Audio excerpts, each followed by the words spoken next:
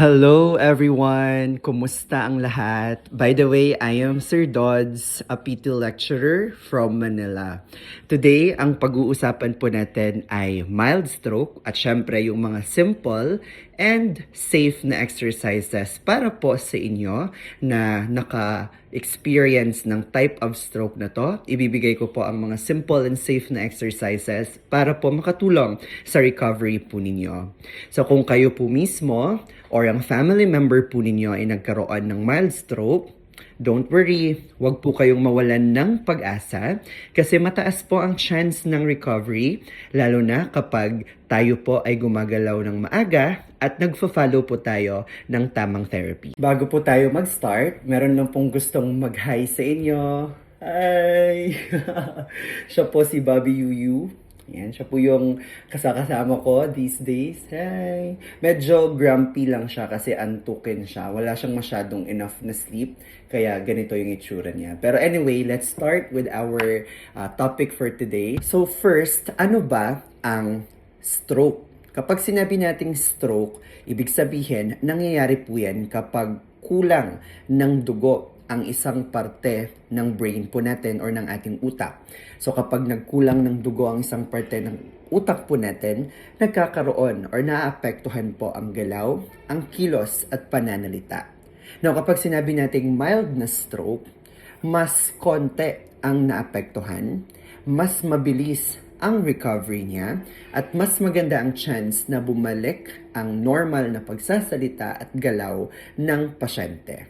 Pero kahit mild po ang stroke na yan, kailangan pa rin pong magpa-therapy para hindi po lumala ang panghihina ng katawan at makabalik agad sa normal na body function before yung stroke. So maibalik agad ang kakayahang magsalita, gumalaw, at yung lakas. Alright! Now, wag na nating patagalin pa. Dumiretso na tayo kung ano ba itong safe and simple na exercise na pwedeng gawin. Reminder muna bago tayo mag-start, guys. Make sure na pinayagan po kayo ng inyong doctor or ng therapist po ninyo na gawin itong mga exercises na ibibigay ko.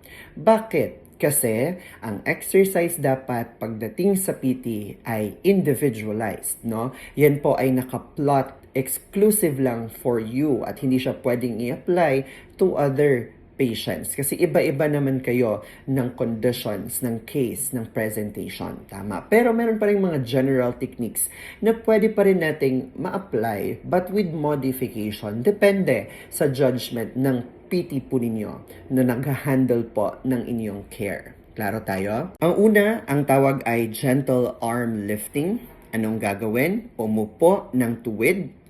Dahan-dahang itaas ang braso na apektado or nanghihina kahit hanggang saan mo lang kaya. Tapos ibaba mo ulit. Gawin mo to ng 10 times twice a day. Ang second na exercise ay marching in place.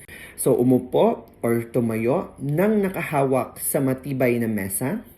Isa-isang itaas ang tuhod para kang nagmamarcha. Gawin ito ng 20 counts. Bakit ito mahalaga?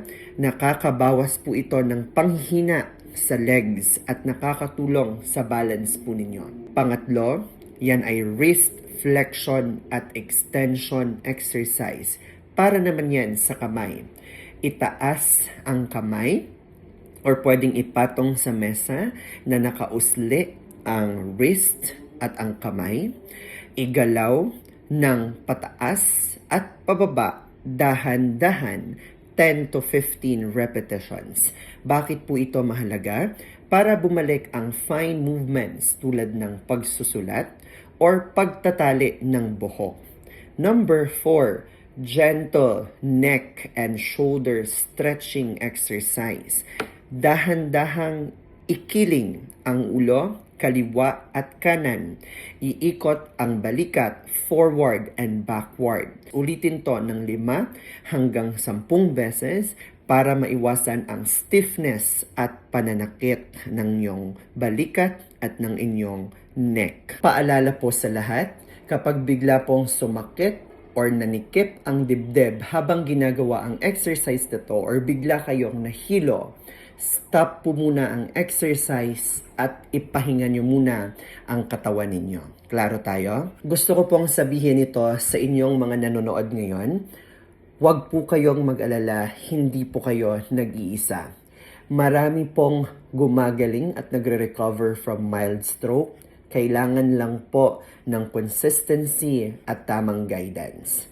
Wala pong magic na solution dito. Wala pong instant relief. Wala po tayong pangmabilisang solusyon para sa problem na to. Pero everyday na gumagalaw po tayo, progress nyo po iyan. At nandito po ako para i-guide kayo kung ano ba ang tamang paraan towards recovery. Ayan, if nakatulong ang video na to sa inyo, please don't forget to like and subscribe and comment na din kayo kung anong video or concept or topic pa ang gusto ninyong i-explain ko sa susunod nating vlog. And I'm honored to be part of your recovery. Thank you so much.